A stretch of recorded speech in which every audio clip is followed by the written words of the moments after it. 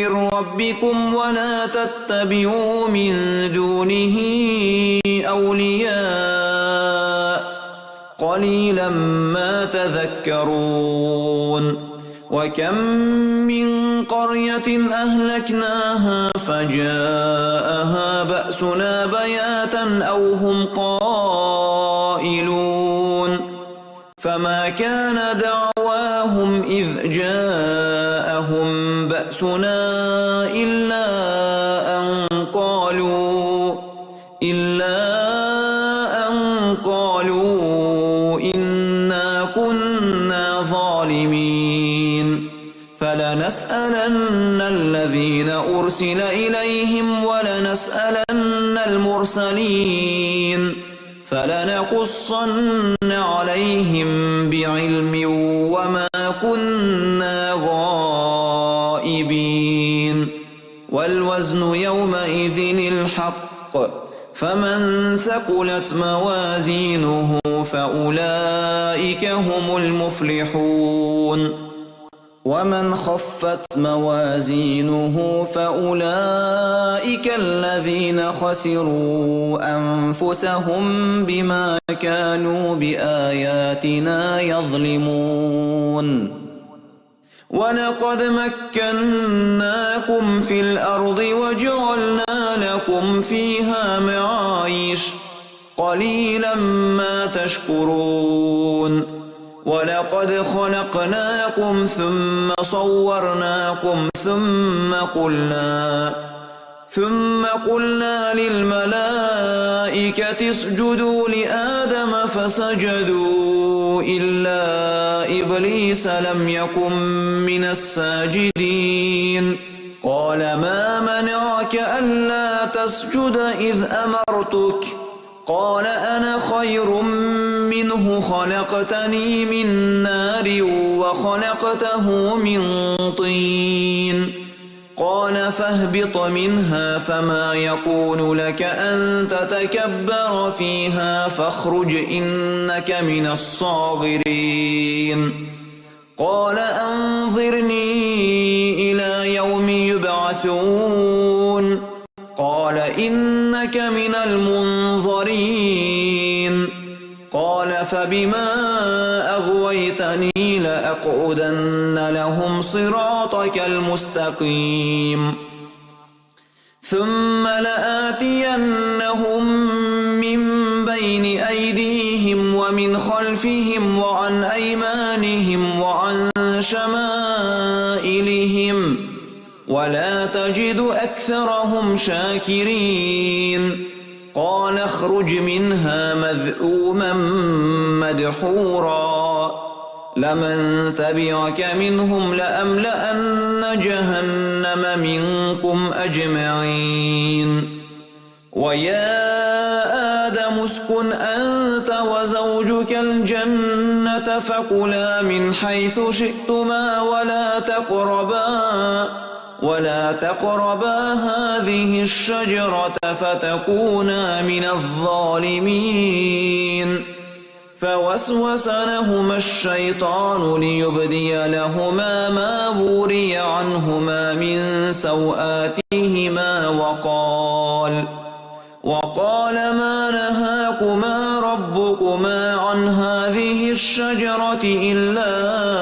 أن تكونا ملكين أو تكونا من الخالدين وقاسمهما إني لكما لمن الناصحين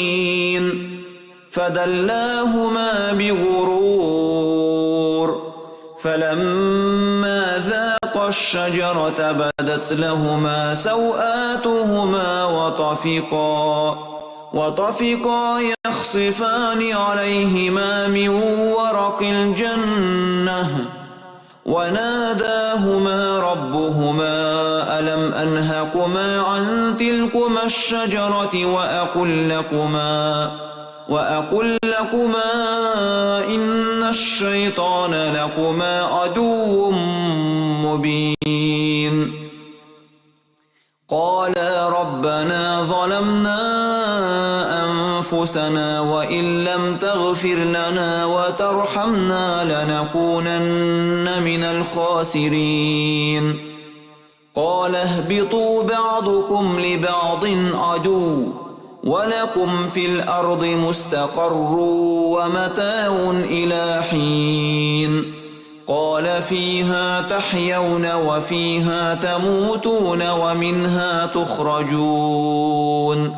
يا بني آدم قد أنزلنا عليكم لباسا يواري سوآتكم وريشا ولباس التقوى ذلك خير ذلك من آيات الله لعلهم يذكرون يا بني آدم لا يفتننكم الشيطان كما أخرج أبويكم من الجنة ينزع عنهما لباسهما ليريهما سوآتهما إنه يراكم هو وقبيله من حيث لا ترونهم إنا جعلنا الشياطين أولياء للذين لا يؤمنون وإذا فعلوا فاحشة قالوا وجدنا عليها آباءنا والله أمرنا بها قل إن الله لا يأمر بالفحشاء أتقولون على الله ما لا تعلمون قل أمر ربي بالقسط وأقيموا وجوهكم عند كل مسجد وادعوه مخلصين له الدين كما بدأكم تعودون فريقا هدى وفريقا حق عليهم الضلالة إنهم اتخذوا الشياطين أولياء من دون الله ويحسبون أنهم مهتدون يا بني آدم خذوا زينتكم عند كل مسجد وكلوا واشربوا ولا تسرفوا إنه لا يحب المسرفين قل من حرم زينة الله التي أخرج لعباده والطيبات من الرزق قل هي للذين آمنوا في الحياة الدنيا خالصة يوم القيامة كذلك نفصل الآيات لقوم يعلمون قل إنما حرم ربي الفواحش ما ظهر منها وما بطن والإثم والبغي بغير الحق وأن تشركوا بالله ما لم ينزل به سلطانا وأن تقولوا على الله ما لا تعلمون ولكل أمة أجل فإذا جاء أجلهم لا يستأخرون ساعة ولا يستقدمون يا بني آدم إما يأتينكم رسل منكم يقصون عليكم آياتي فمن اتقى وأصلح فلا خوف عليهم ولا هم يحزنون والذين كذبوا بآياتنا واستكبروا عنها أولئك أصحاب النار هم فيها خالدون فمن أظلم ممن افترى على الله كذبا أو كذب بآياته أولئك ينالهم نصيبهم من الكتاب حتى إذا جاءتهم رسلنا يتوفونهم قالوا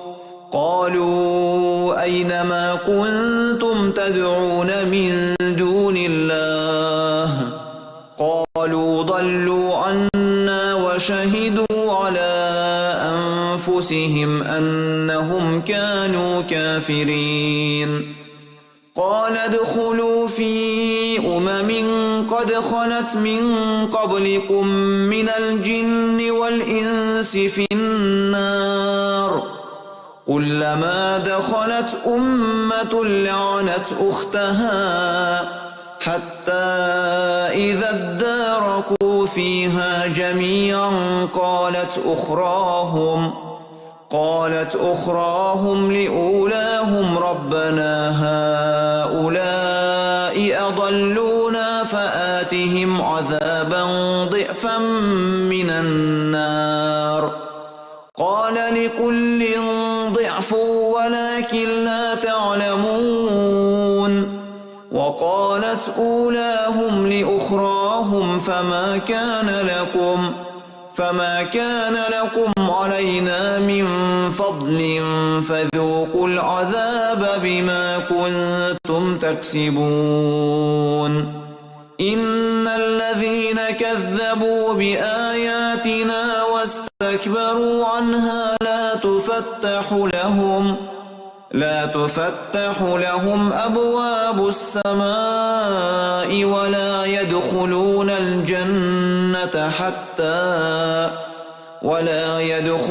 الجنة حتى يلج الجمل في سم الخياط وكذلك نجزي المجرمين. لهم من جهنم مهاد ومن فوقهم غواش وكذلك نجزي الظالمين. والذين آمنوا وعملوا الصالحات لا نكلف نفسا إلا وسعها أولئك أصحاب الجنة هم فيها خالدون.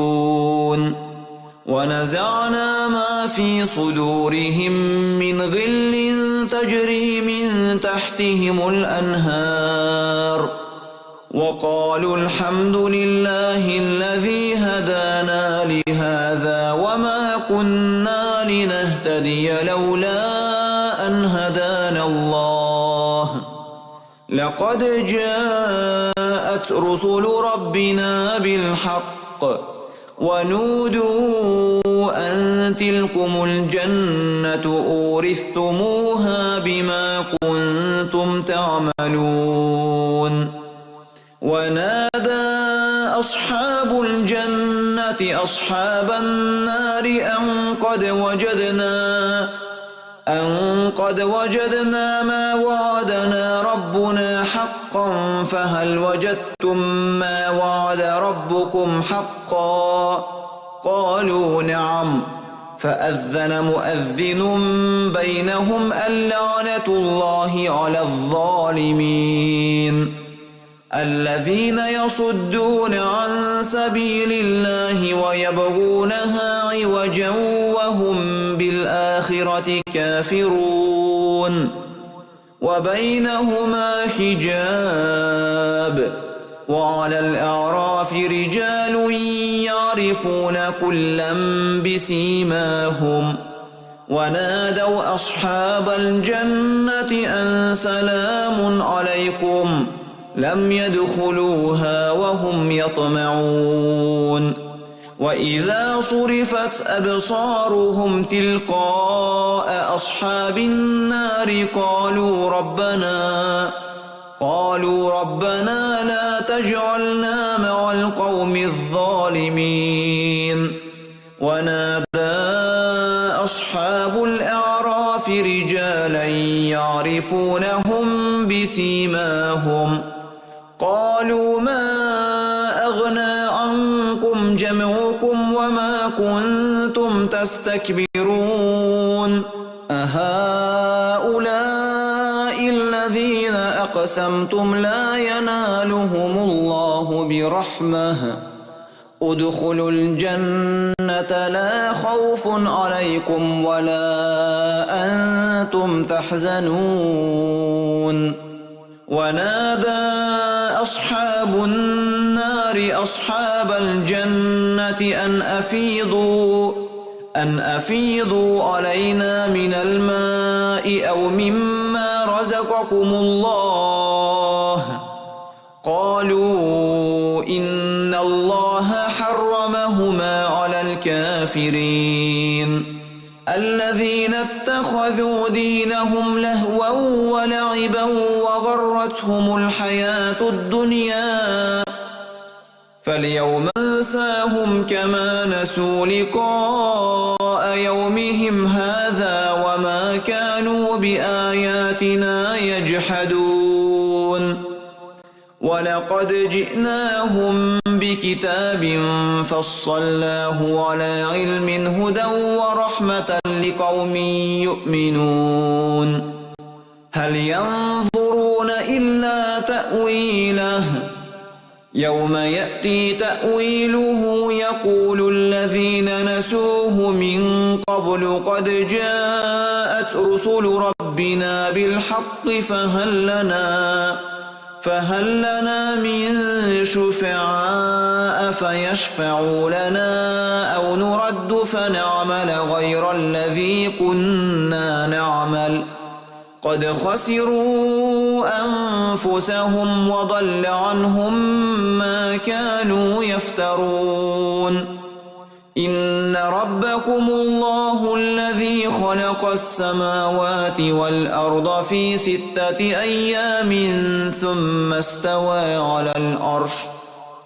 يغشي الليل النهار يطلبه حثيثا والشمس والقمر والنجوم مسخرات بأمره ألا له الخلق والأمر تبارك الله رب العالمين. ادعوا ربكم تضرعا وخفية إنه لا يحب المعتدين. ولا تفسدوا في الأرض بعد إصلاحها وادعوه خوفا وطمعا إن رحمة الله قريب من المحسنين. وهو الذي يرسل الرياح بشرا بين يدي رحمته حتى إذا أقلت سحابا ثقالا سقناه لبلد ميت فأنزلنا به الماء فأخرجنا به من كل الثمرات كذلك نخرج الموتى لعلكم تذكرون. والبلد الطيب يخرج نباته بإذن ربه والذي خبث لا يخرج إلا نكدا كذلك نصرف الآيات لقوم يشكرون. لقد أرسلنا نوحا إلى قومه فقال يا قوم اعبدوا الله ما لكم من إله غيره إني أخاف عليكم عذاب يوم عظيم. قال الملأ من قومه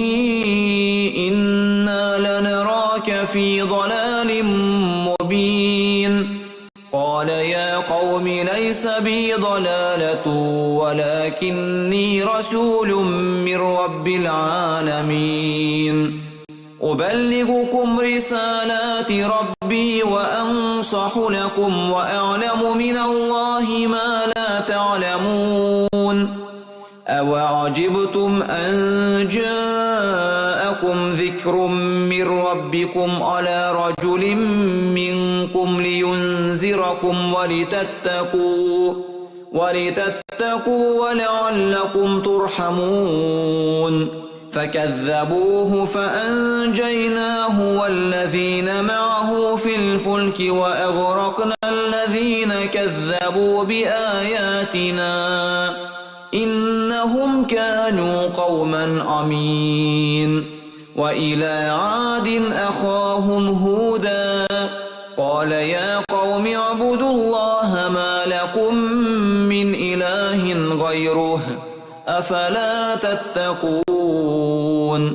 قال الملأ الذين كفروا من قومه إنا لنراك في سفاهة وإنا لنظنك من الكاذبين قال يا قوم ليس بي سفاهة ولكني رسول من رب العالمين أبلغكم رسالات ربي وأنا لكم ناصح أمين أوعجبتم أن جاءكم ذكر من ربكم على رجل منكم لينذركم واذكروا إذ جعلكم خلفاء من بعد قوم نوح وزادكم في الخلق بسطة فاذكروا آلاء الله لعلكم تفلحون قالوا أجئتنا لنعبد الله وحده ونذر ما كان يعبد آباؤنا فأتنا بما تعدنا إن كنت من الصادقين قال قد وقع عليكم من ربكم رجس وغضب أتجادلونني في أسماء سميتموها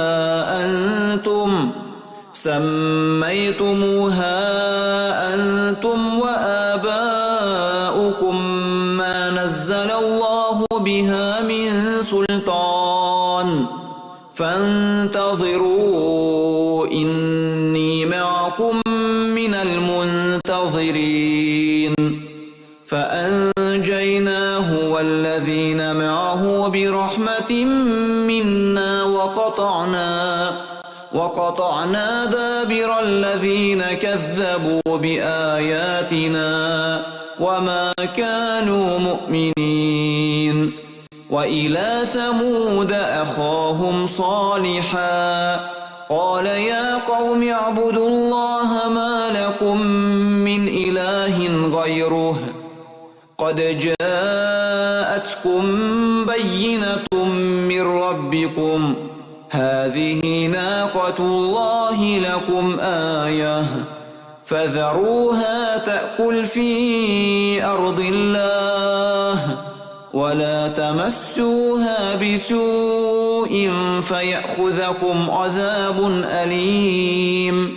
واذكروا إذ جعلكم خلفاء من بعد عاد وبوأكم في الأرض تتخذون من سهولها قصورا وتنحتون الجبال بيوتا فاذكروا آلاء الله ولا تعثوا في الأرض مفسدين قال الملأ الذين استكبروا من قومه للذين استضعفوا لمن آمن منهم أتعلمون أن صالحا مرسل من ربه قالوا إنا بما أرسل به مؤمنون قال الذين استكبروا إنا بالذي آمنتم به كافرون فعقروا الناقة وعتوا عن أمر ربهم وقالوا يا صالح ائتنا بما تعدنا إن كنت من المرسلين فأخذتهم الرجفة فأصبحوا في دارهم جاثمين فتولى عنهم وقال يا قوم لقد أبلغتكم رسالة ربي ونصحت لكم ولكن لا تحبون الناصحين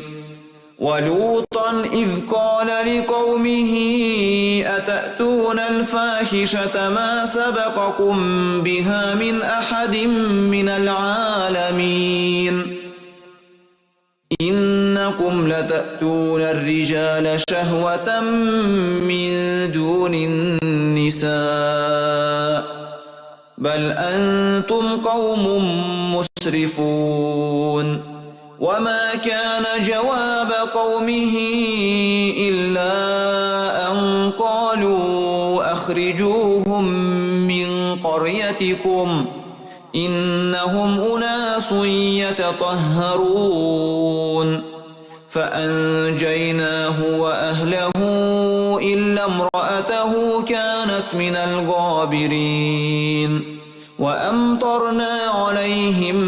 مطرا فانظر كيف كان عاقبة المجرمين وإلى مدين أخاهم شعيبا قال يا قوم اعبدوا الله ما لكم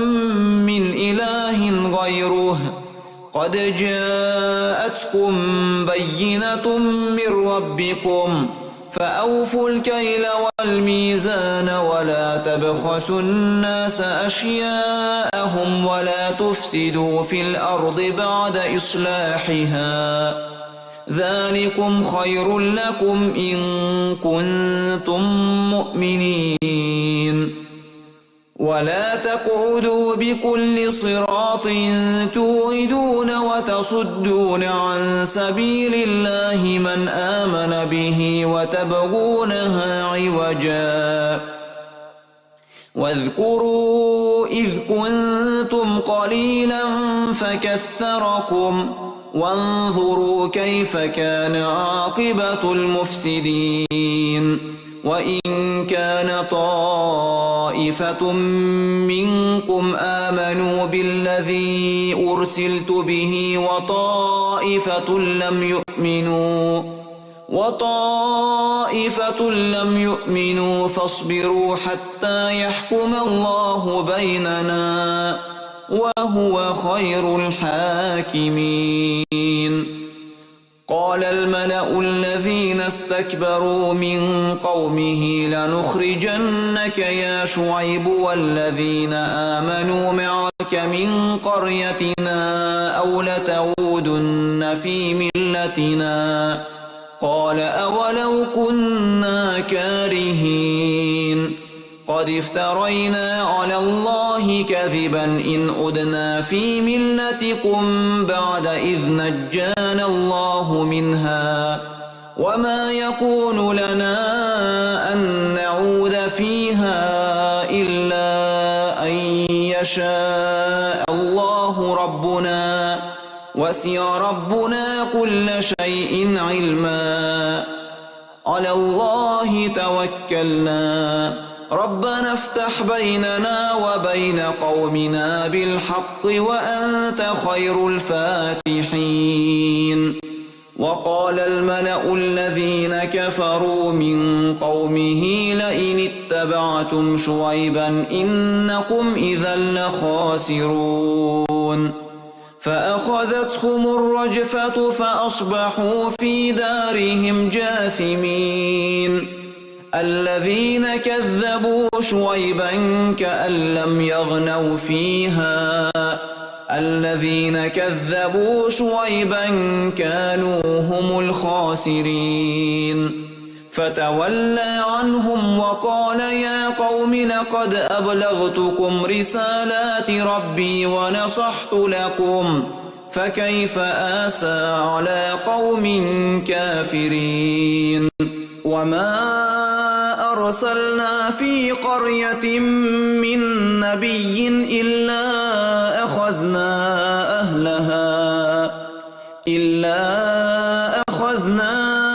أهلها بالبأساء والضراء لعلهم يضرعون ثم بدلنا مكان السيئة الحسنة حتى عفوا وقالوا قد مس آباءنا الضراء والسراء فأخذناهم بغتة وهم لا يشعرون ولو أن أهل القرى آمنوا واتقوا لفتحنا عليهم بركات من السماء والأرض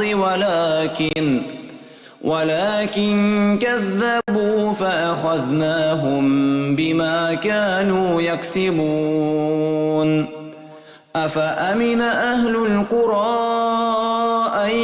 يأتيهم بأسنا بياتا وهم نائمون أوأمن أهل القرى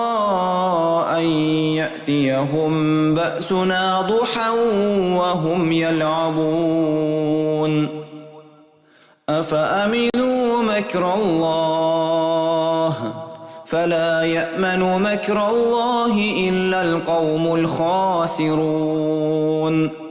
أولم يهد للذين يرثون الأرض من بعد أهلها أن لو نشاء أصبناهم بذنوبهم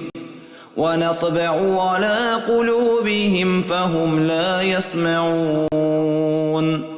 تلك القرى نقص عليك من أنبائها ولقد جاءتهم رسلهم بالبينات فما كانوا ليؤمنوا بما كذبوا من قبل كذلك يطبع الله على قلوب الكافرين وما وجدنا لأكثرهم من عهد وإن وجدنا أكثرهم لفاسقين ثم بعثنا من بعدهم موسى بآياتنا إلى فرعون وملئه فظلموا بها فانظر كيف كان عاقبة المفسدين وقال موسى يا فرعون إني رسول من رب العالمين حقيق على ألا أقول على الله إلا الحق قد جئتكم ببينة من ربكم فأرسل معي بني إسرائيل قال إن كنت جئت بآية فأت بها إن كنت من الصادقين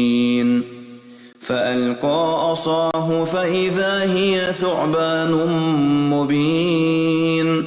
ونزع يده فإذا هي بيضاء للناظرين قال الملأ من قوم فرعون إن هذا لساحر عليم يريد أن يخرجكم من أرضكم فماذا تأمرون قالوا أرجه وأخاه وأرسل في المدائن حاشرين يأتوك بكل ساحر عليم وجاء السحرة فرعون قالوا إن لنا لأجرا إن كنا نحن الغالبين قال نعم وإنكم لمن المقربين قالوا يا موسى إما أن تلقي وإما أن نكون نحن الملقين قال ألقوا فلما ألقوا سحروا أعين الناس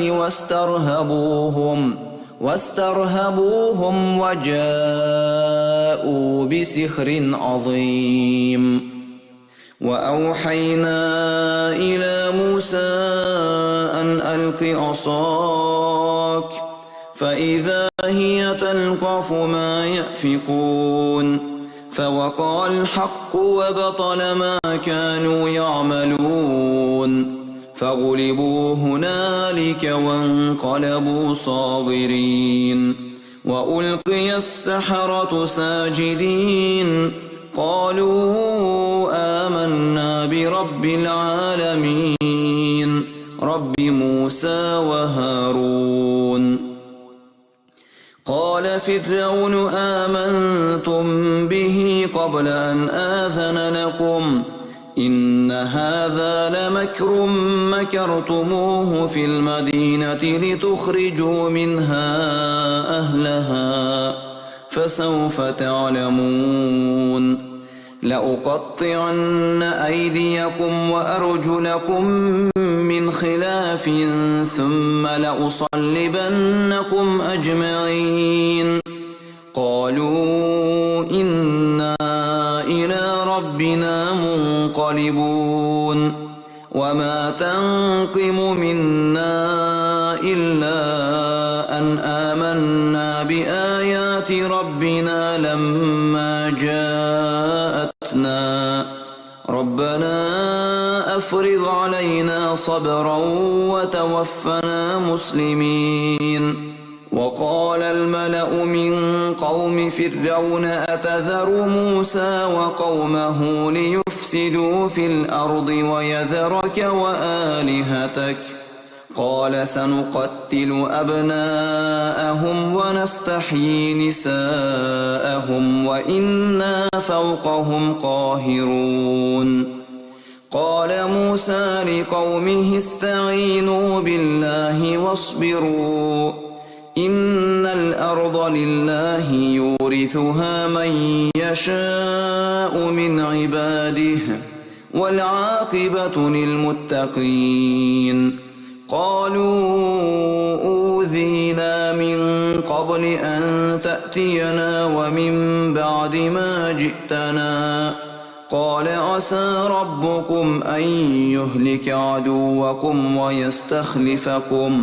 ويستخلفكم في الأرض فينظر كيف تعملون. ولقد أخذنا آل فرعون بالسنين ونقص من الثمرات لعلهم يذكرون. فإذا جاءتهم الحسنة قالوا لنا هذه وإن تصبهم سيئة يطيروا بموسى ومن معه ألا إنما طائرهم عند الله ولكن أكثرهم لا يعلمون. وقالوا مهما تأتنا به من آية لتسحرنا بها فما نحن لك بمؤمنين.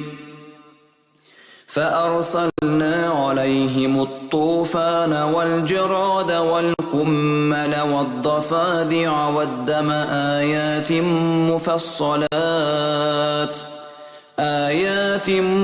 مفصلات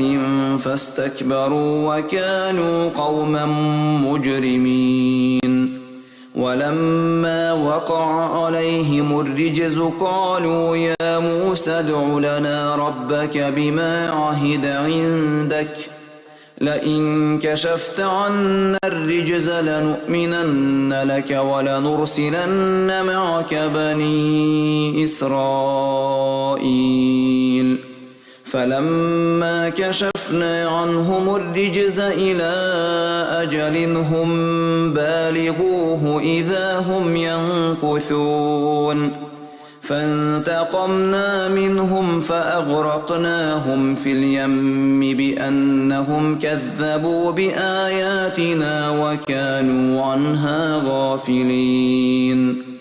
وأورثنا القوم الذين كانوا يستضعفون مشارق الأرض ومغاربها التي باركنا فيها وتمت كلمة ربك الحسنى على بني إسرائيل بما صبروا ودمرنا ما كان يصنع فرعون وقومه وما كانوا يعرشون. وجاوزنا ببني إسرائيل البحر فأتوا على قوم يعكفون على أصنام لهم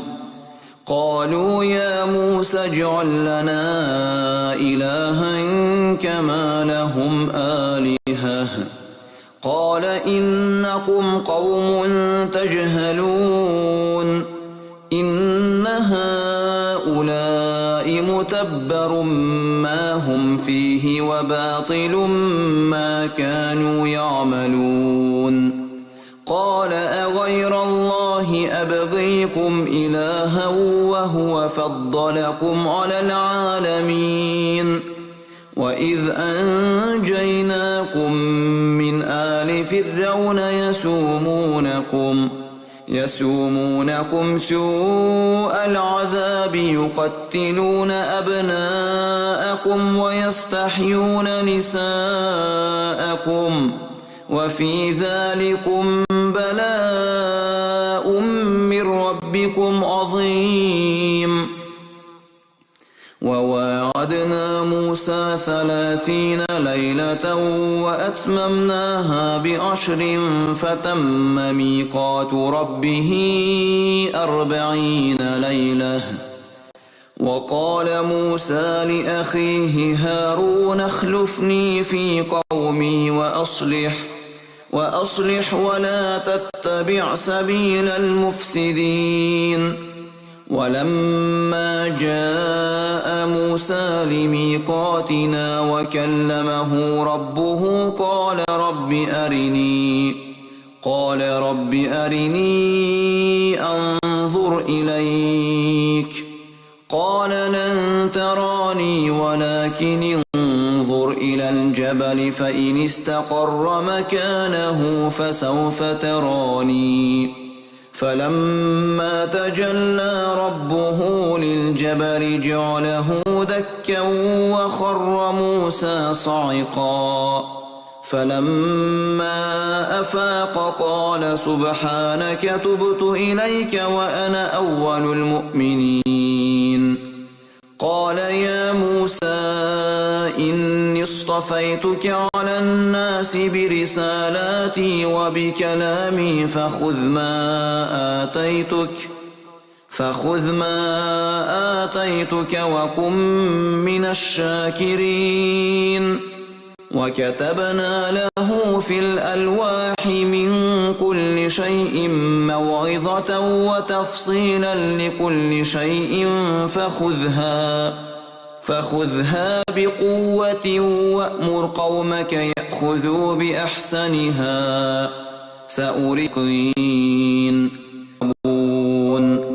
واختار موسى قومه 70 رجلا لميقاتنا فلما أخذتهم الرجفة قال رب لو شئت أهلكتهم من قبل وإياي أتهلكنا بما فعل السفهاء منا إن هي إلا فتنتك تضل بها من تشاء وتهدي من تشاء أنت ولينا فاغفر لنا وارحمنا وأنت خير الغافرين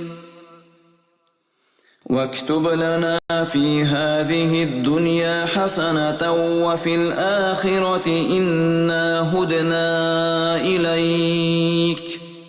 قال عذابي أصيب به من أشاء ورحمتي وسعت كل شيء فسأكتبها للذين يتقون ويؤتون الزكاة والذين هم بآياتنا يؤمنون الذين يتبعون الرسول النبي الأمي الذي يجدونه مكتوبا عندهم في التوراة والإنجيل يأمرهم بالمعروف وينهاهم عن المنكر ويحل لهم الطيبات ويحرم عليهم الخبائث ويضع عنهم إصرهم والأغلال التي كانت عليهم فالذين آمنوا به وعزروه ونصروه واتبعوا النور الذي أنزل معه أولئك هم المفلحون. قل يا أيها الناس إني رسول الله إليكم جميعا الذي له ملك السماوات والأرض لا إله إلا هو يحيي ويميت فآمنوا بالله ورسوله النبي الأمي الذي يؤمن بالله وكلماته واتبعوه لعلكم تهتدون. ومن قوم موسى أمة يهدون بالحق وبه يعدلون. وقطعناهم 12 أسباطا أمما وأوحينا إلى موسى إذ استسقاه قومه أن اضرب بعصاك الحجر فانبجست منه 12 عينا قد علم كل أناس مشربهم وظللنا عليهم الغمام وأنزلنا عليهم المن والسلوى كلوا من طيبات ما رزقناكم وما ظلمونا ولكن كانوا أنفسهم يظلمون. وإذ قيل لهم اسكنوا هذه القرية وكلوا منها حيث شئتم وقولوا حطة وادخلوا الباب سجدا نغفر لكم خطيئاتكم سنزيد المحسنين. فبدل الذين ظلموا منهم قولا غير الذي قيل لهم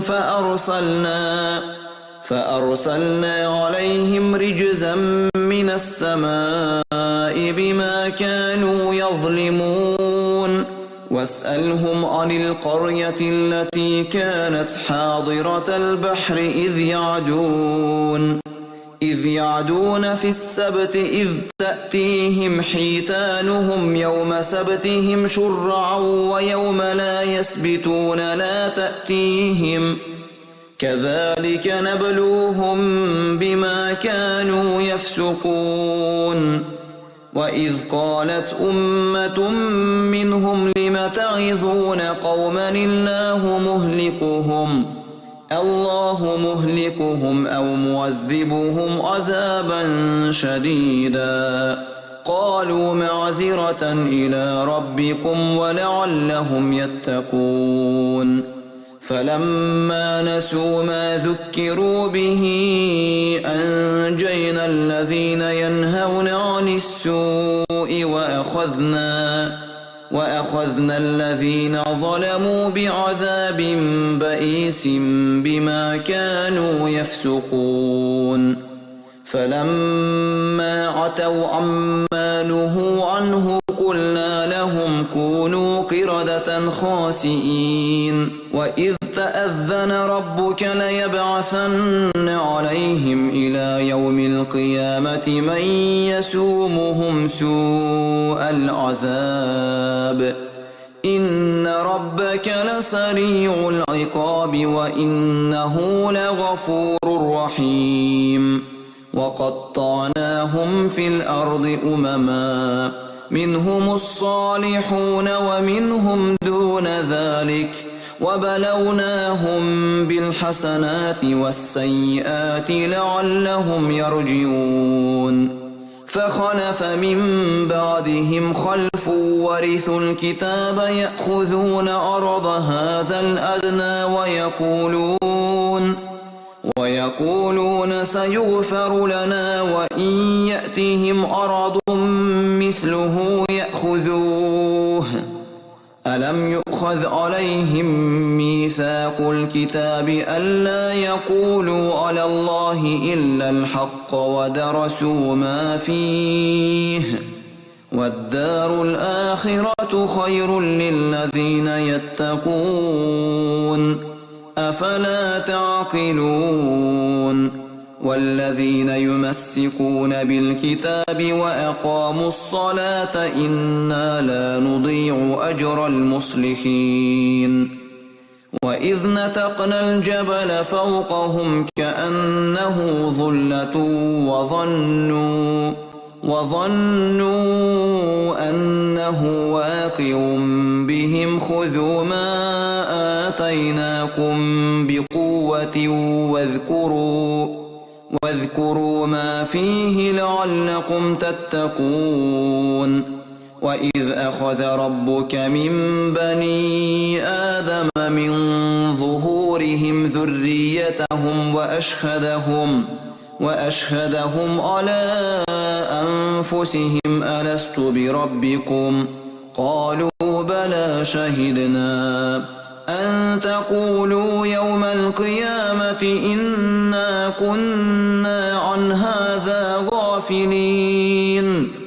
أو تقولوا إنما أشرك آباؤنا من قبل وكنا ذرية من بعدهم أفتهلكنا بما فعل المبطلون وكذلك نفصل الآيات ولعلهم يرجعون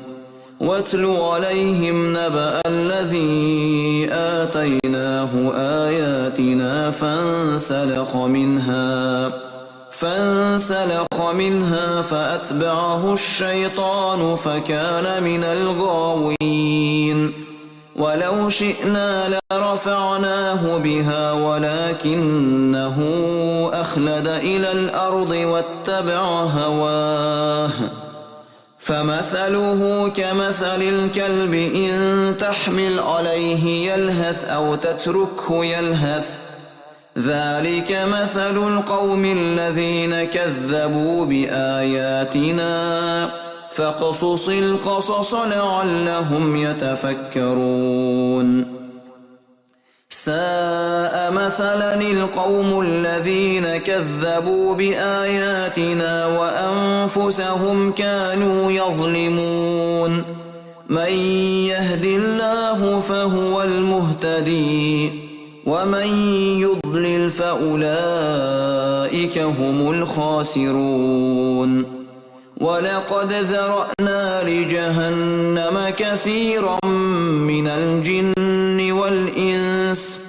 لهم قلوب لا يفقهون بها ولهم أعين لا يبصرون بها ولهم آذان لا يسمعون بها أولئك كالأنعام بل هم أضل أولئك هم الغافلون ولله الأسماء الحسنى فادعوه بها وذروا الذين يلحدون في أسمائه سيجزون ما كانوا يعملون وممن خلقنا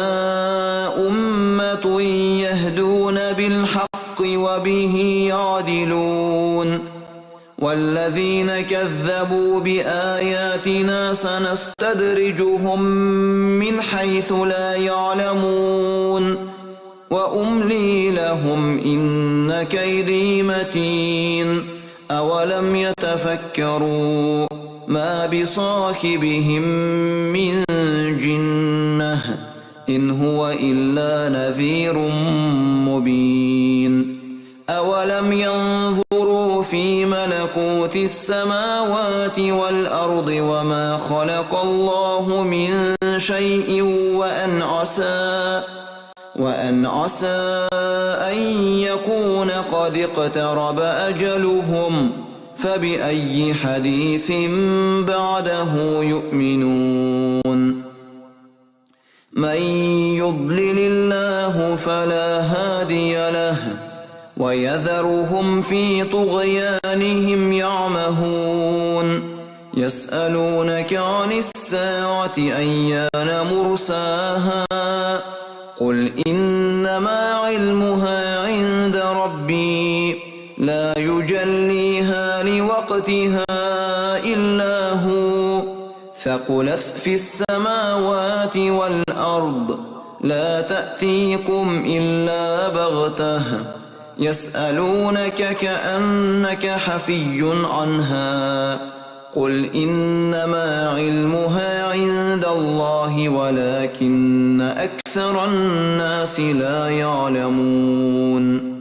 قل لا أملك لنفسي نفعا ولا ضرا إلا ما شاء الله ولو كنت أعلم الغيب لاستكثرت من الخير وما مسني السوء إن أنا إلا نذير وبشير لقوم يؤمنون هو الذي خلقكم من نفس واحدة وجعل منها زوجها ليسكن إليها فلما تغشاها حملت حملا خفيفا فمرت به فلما أثقلت دعوا الله ربهما لئن آتيتنا صالحا لنكونن من الشاكرين فلما آتاهما صالحا جعلا له شركاء فيما آتاهما فتعالى الله عما يشركون أيشركون ما لا يخلق شيئا وهم يخلقون ولا يستطيعون لهم نصرا ولا أنفسهم ينصرون وإن تدعوهم إلى الهدى لا يتبعوكم سواء عليكم أدعوتموهم أم أنتم صامتون إن الذين تدعون من دون الله عباد أمثالكم فادعوهم فليستجيبوا لكم إن كنتم صادقين ألهم أرجل يمشون بها أم لهم أيدي يبطشون بها أم لهم أعين يبصرون بها أم لهم آذان يسمعون بها قل ادعوا شركاءكم ثم كيدون فلا تنظرون إن وليي الله الذي نزل الكتاب وهو يتولى الصالحين والذين تدعون من دونه لا يستطيعون نصركم ولا أنفسهم ينصرون وإن تدعوهم إلى الهدى لا يسمعوا وتراهم ينظرون إليك وهم لا يبصرون خذ العفو وأمر بالعرف وأعرض عن الجاهلين وإما ينزغنك من الشيطان نزغ فاستعذ بالله إنه سميع عليم إن الذين اتقوا إذا مسهم طائف من الشيطان تذكروا فإذا هم مبصرون وإخوانهم يمدونهم في الغي ثم لا يقصرون وإذا لم تأتهم بآية قالوا لولا اجتبيتها قل إنما أتبع ما يوحى إلي من ربي هذا بصائر من ربكم وهدى ورحمة لقوم يؤمنون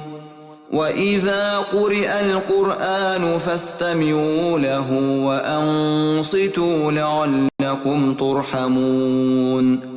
واذكر ربك في نفسك تضرعا وخيفة ودون الجهر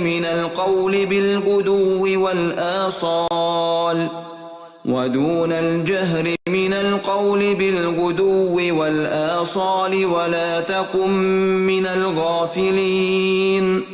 إن الذين عند ربك لا يستكبرون عن عبادته ويسبحونه وله يسجدون. بسم الله الرحمن الرحيم. والنجم إذا هوى ما ضل صاحبكم وما غوى وما ينطق عن الهوى إن هو إلا وحي يوحى علمه شديد القوى ذو مرة فاستوى وهو بالأفق الأعلى ثم دنا فتدلى فكان قاب قوسين أو أدنى فأوحى إلى عبده ما أوحى ما كذب الفؤاد ما رأى أفتمارونه على ما يرى ولقد رآه نزلة أخرى عند سدرة المنتهى عندها جنة المأوى إذ يغشى السدرة ما يغشى ما زاغ البصر وما طغى لقد رأى من آيات ربه الكبرى أفرأيتم اللات والعزى ومناة الثالثة الأخرى ألكم الذكر وله الأنثى تلك إذا قسمة ضيزى إن هي إلا أسماء سميتموها أنتم وآباؤكم ما أنزل الله بها من سلطان إن يتبعون إلا الظن وما تهوى الأنفس ولقد جاءهم من ربهم الهدى أم للإنسان ما تمنى فلله الآخرة والأولى وكم من ملك في السماوات لا تغني شفاعتهم شيئا إلا من بعد أن يأذن الله لمن يشاء ويرضى إن الذين لا يؤمنون بالآخرة ليسمون الملائكة تسمية الأنثى وما لهم به من علم إن يتبعون إلا الظن وإن الظن لا يغني من الحق شيئا فأعرض عمن تولى عن ذكرنا ولم يرد إلا الحياة الدنيا ذلك مبلغهم من العلم إن ربك هو أعلم بمن ضل عن سبيله وهو أعلم بمن اهتدى ولله ما في السماوات وما في الأرض ليجزي الذين أساءوا بما عملوا ويجزي الذين أحسنوا بالحسنى الذين يجتنبون كبائر الإثم والفواحش إلا اللمم إن ربك واسع المغفرة هو أعلم بكم إذ أنشأكم من الأرض وإذ أنتم أجنة في بطون أمهاتكم فلا تزكوا أنفسكم هو أعلم بمن اتقى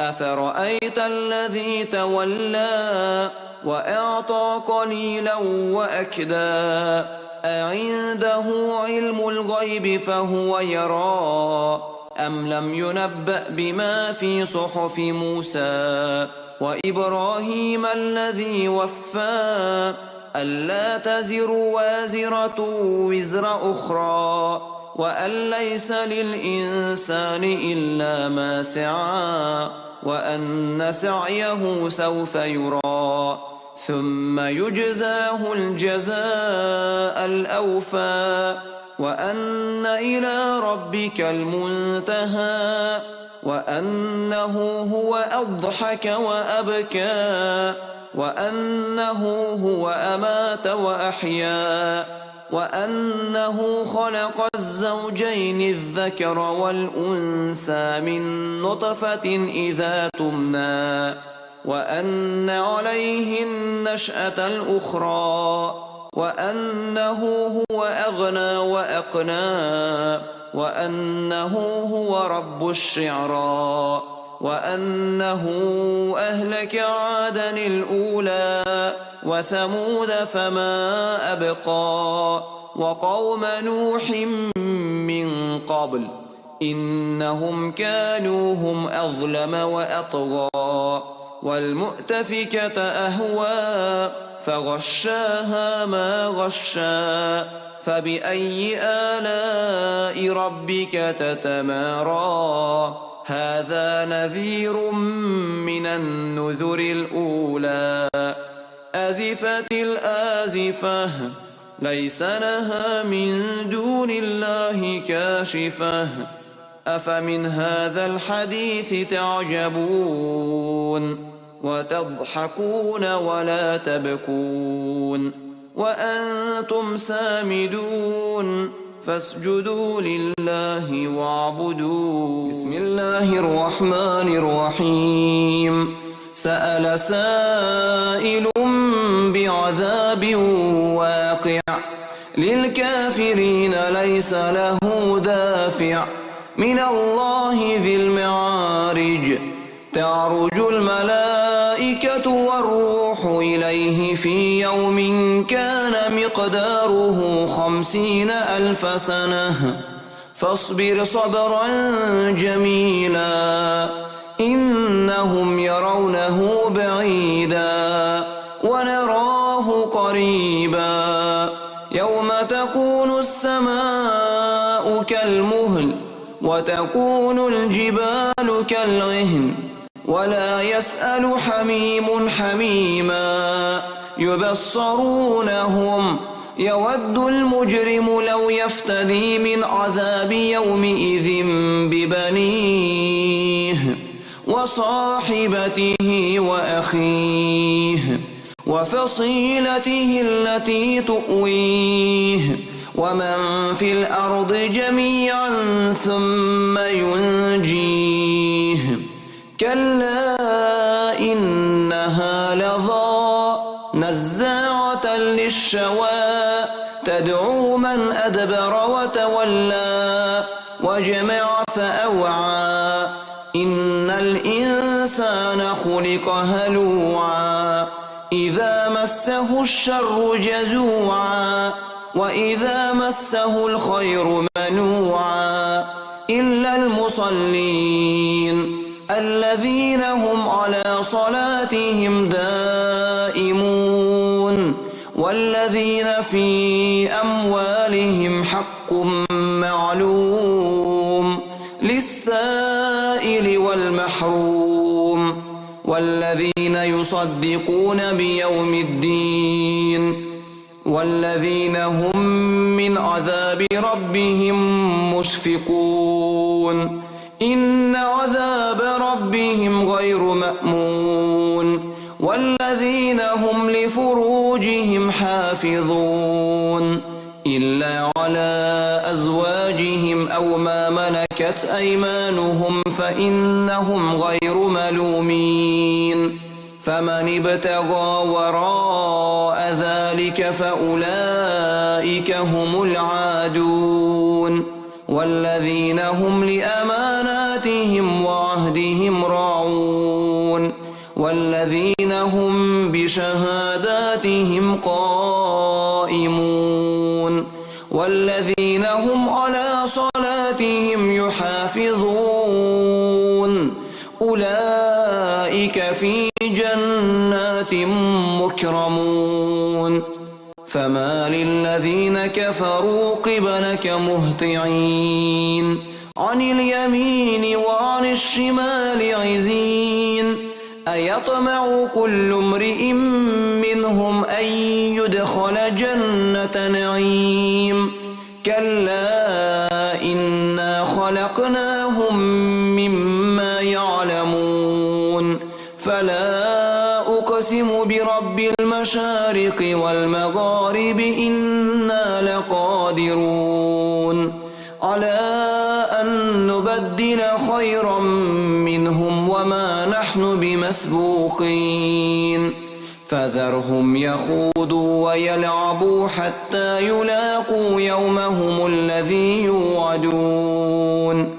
يوم يخرجون من الأجداث سراعا كأنهم إلى نصب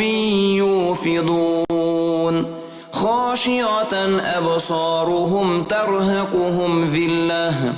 ذلك اليوم الذي كانوا يوعدون بسم الله الرحمن الرحيم حميم تنزيل الكتاب من الله العزيز العليم غافر الذنب وقابل التوب شديد العقاب ذي الطول لا إله إلا هو إليه المصير ما يجادل في آيات الله إلا الذين كفروا فلا يغررك تقلبهم في البلاد كذبت قبلهم قوم نوح والأحزاب من بعدهم وهمت كل أمة برسولهم ليأخذوه وجادلوا بالباطل ليدحضوا به الحق فأخذتهم فكيف كان عقاب وكذلك حقت كلمة ربك على الذين كفروا أنهم أصحاب النار الذين يحملون العرش ومن حوله يسبحون بحمد ربهم ويؤمنون به ويستغفرون للذين آمنوا ربنا وسعت كل شيء رحمة وعلما فاغفر للذين تابوا واتبعوا سبيلك وقهم عذاب الجحيم ربنا وأدخلهم جنات عدن التي وعدتهم ومن صلح من آبائهم وأزواجهم وذرياتهم إنك أنت العزيز الحكيم وقهم السيئات ومن تق السيئات يومئذ فقد رحمته وذلك هو الفوز العظيم الذين كفروا ينادون لمقت الله أكبر من مقتكم أنفسكم إذ تدعون إلى الإيمان فتكفرون قالوا ربنا أمتنا اثنتين وأحييتنا اثنتين فاعترفنا بذنوبنا فهل إلى خروج من سبيل ذلكم بأنه إذا دعي الله وحده كفرتم وإن يشرك به تؤمنوا فالحكم لله العلي الكبير هو الذي يريكم آياته وينزل لكم من السماء رزقا وما يتذكر إلا من ينيب فادعوا الله مخلصين له الدين ولو كره الكافرون رفيع الدرجات ذو العرش يلقي الروح من أمره على من يشاء من عباده لينذر يوم التلاق يوم هم بارزون لا يخفى على الله منهم شيء. لمن الملك اليوم؟ لله الواحد القهار. اليوم تجزى كل نفس بما كسبت لا ظلم اليوم إن الله سريع الحساب. وأنذرهم يوم الآزفة إذ القلوب لدى الحناجر كاظمين ما للظالمين من حميم ولا شفيع يطاع يعلم خائنة الأعين وما تخفي الصدور والله يقضي بالحق والذين يدعون من دونه لا يقضون بشيء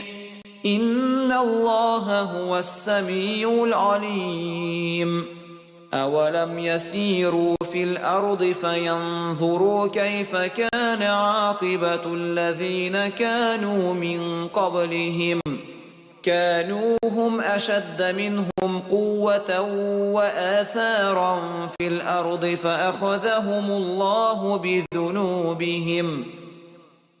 فأخذهم الله بذنوبهم وما كان لهم من الله من واق. ذلك بأنهم كانت تأتيهم رسلهم بالبينات فكفروا فأخذهم الله إنه قوي شديد العقاب. ولقد أرسلنا موسى بآياتنا وسلطان مبين إلى فرعون وهامان وقارون فقالوا ساحر كذاب فلما جاءهم بالحق من عندنا قالوا اقتلوا أبناء الذين آمنوا معه واستحيوا نساءهم وما كيد الكافرين إلا في ضلال. وقال فرعون ذروني أقتل موسى وليدع ربه إني أخاف أن يبدل دينكم أو أن يظهر في الأرض الفساد. وقال موسى إني أذت بربي وربكم من كل متكبر لا يؤمن بيوم الحساب. وقال رجل مؤمن من آل فرعون يكتم إيمانه أتقتلون رجلا أن يقول ربي الله وقد جاءكم بالبينات من ربكم وإن يك كاذبا فعليه كذبه وإن يك صادقا يصبكم بعض الذي يعدكم إن الله لا يهدي من هو مسرف كذاب. يا قوم لكم الملك اليوم ظاهرين في الأرض فمن ينصرنا من بأس الله إن جاءنا. قال فرعون ما أريكم إلا ما أرى وما أهديكم إلا سبيل الرشاد. وقال الذي آمن يا قوم إني أخاف عليكم مثل يوم الأحزاب مثل دأب قوم نوح وعاد وثمود والذين من بعدهم وما الله يريد ظلما للعباد. ويا قوم إني أخاف عليكم يوم التناد يوم تولون مدبرين ما لكم من الله من عاصم ومن يضلل الله فما له من هاد. ولقد جاءكم يوسف من قبل بالبينات فما زلتم في شك مما جاءكم به حتى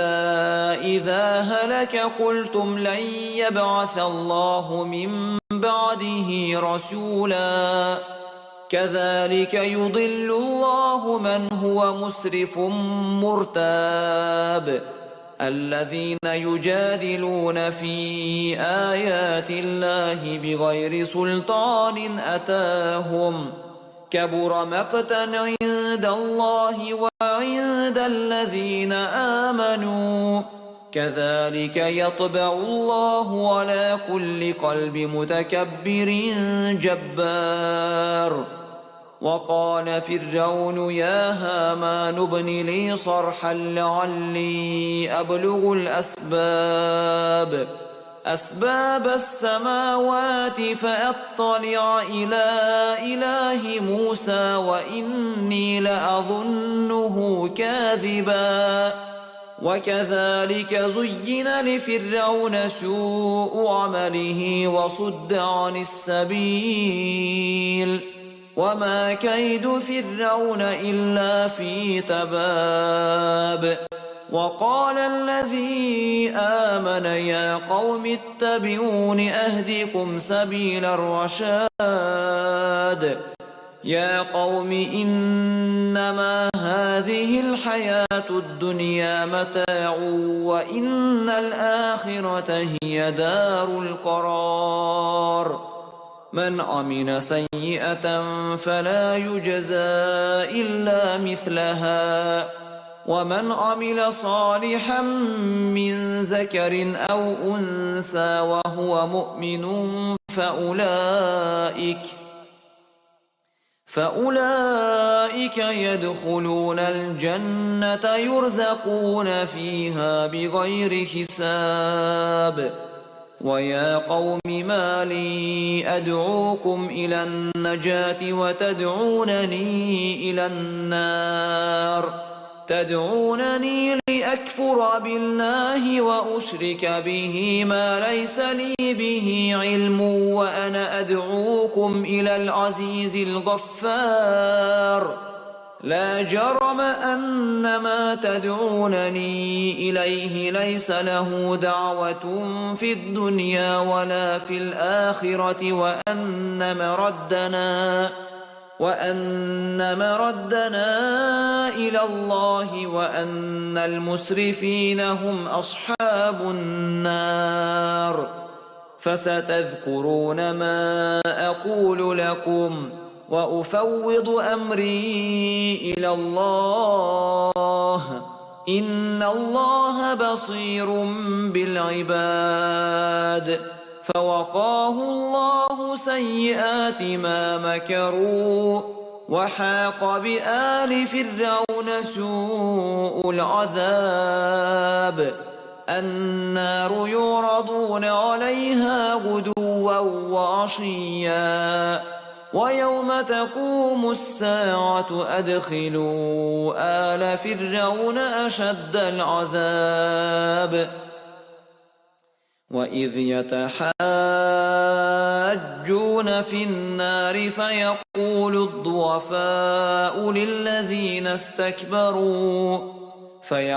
الضعفاء للذين استكبروا إنا كنا لكم تبعا فهل أنتم مغنون عنا نصيبا من النار قال الذين استكبروا إنا كل فيها إن الله قد حكم بين العباد وقال الذين في النار لخزنة جهنم ادعوا ربكم يخفف عنا يوما من العذاب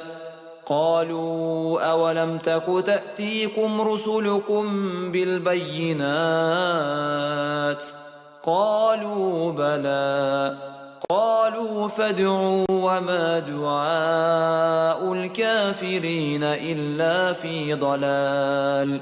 إنا لننصر رسلنا والذين آمنوا في الحياة الدنيا ويوم يقوم الأشهاد يوم لا ينفع الظالمين معذرتهم ولهم اللعنة ولهم سوء الدار. ولقد آتينا موسى الهدى وأورثنا بني إسرائيل الكتاب هدى وذكرى لأولي الألباب. فاصبر إن وعد الله حق واستغفر لذنبك وسبح بحمد ربك بالعشي والإبكار. إن الذين يجادلون في آيات الله بغير سلطان أتاهم إن في صدورهم إلا كبر ما هم ببالغيه فاستعذ بالله إنه هو السميع البصير. لخلق السماوات والأرض أكبر من خلق الناس ولكن أكثر الناس لا يعلمون. وما يستوي الأعمى والبصير والذين آمنوا وعملوا الصالحات ولا المسيء قليلا ما تتذكرون. إن الساعة لآتية لا ريب فيها ولكن أكثر الناس لا يؤمنون. وقال ربكم ادعوني أستجب لكم إن الذين يستكبرون عن عبادتي سيدخلون جهنم داخرين. الله الذي جعل لكم الليل لتسكنوا فيه والنهار مبصرا إن الله لذو فضل على الناس ولكن أكثر الناس لا يشكرون. ذلكم الله ربكم خالق كل شيء لا إله إلا هو فأنى تؤفكون. كذلك يؤفك الذين كانوا بآيات الله يجحدون. الله الذي جعل لكم الأرض قرارا والسماء بناء وصوركم فأحسن صوركم ورزقكم من الطيبات. ذلكم الله ربكم فتبارك الله رب العالمين. هو الحي لا إله إلا هو فادعوه مخلصين له الدين الحمد لله رب العالمين. قل إني نهيت أن أعبد الذين تدعون من دون الله لما جاءني البينات من ربي وأمرت أن أسلم لرب العالمين. هو الذي خلقكم من تراب ثم من نطفة ثم من علقة ثم يخرجكم طفلا ثم لتبلغوا أشدكم ثم لتكونوا شيوخا ومنكم من يتوفى من قبل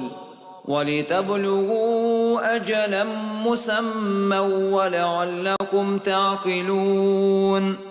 هو الذي يحيي ويميت فإذا قضى أمرا فإنما يقول له كن فيكون. ألم تر إلى الذين يجادلون في آيات الله أنى يصرفون الذين كذبوا بالكتاب وبما أرسلنا به رسلنا فسوف يعلمون. إذ الأغلال في أعناقهم والسلاسل يسحبون في الحميم ثم في النار يسجرون ثم قيل لهم أين ما كنتم تشركون من دون الله قالوا ضلوا عنا بل لم نكن ندعو من قبل شيئا كذلك يضل الله الكافرين ذلكم بما كنتم تفرحون في الأرض بغير الحق وبما كنتم تمرحون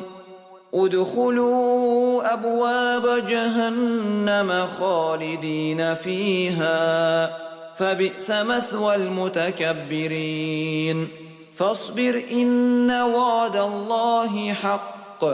فإما نرينك بعض الذي نعدهم أو نتوفينك فإلينا يرجعون ولقد أرسلنا رسلا من قبلك منهم من قصصنا عليك ومنهم من لم نقصص عليك وما كان لرسول أن يأتي بآية إلا بإذن الله فإذا جاء أمر الله قضي بالحق وخسر هنالك المبطلون الله الذي جعل لكم الأنعام لتركبوا منها ومنها تأكلون ولكم فيها منافع ولتبلغوا عليها حاجة في صدوركم وعليها وعلى الفلك تحملون ويريكم آياته فأي آيات الله تنكرون أفلم يسيروا في الأرض فينظروا كيف كان عاقبة الذين من قبلهم كانوا أكثر منهم وأشد قوة وآثارا في الأرض فما أغنى عنهم ما كانوا يكسبون فلما جاءتهم رسلهم بالبينات فرحوا بما عندهم من العلم وحاق بهم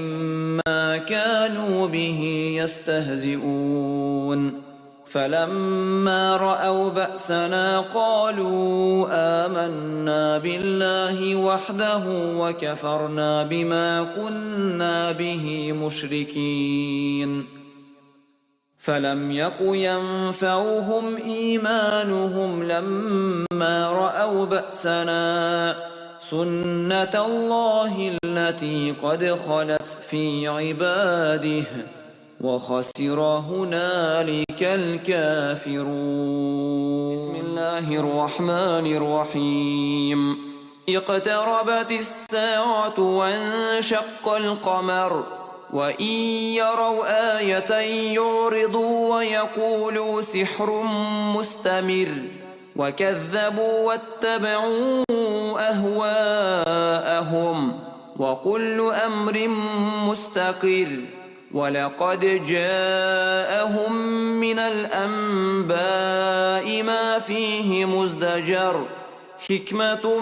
بالغة فما تغني النذر فتول عنهم يوم يدعو الداعي إلى شيء نكر خش عن أبصارهم يخرجون من الأجداث كأنهم جراد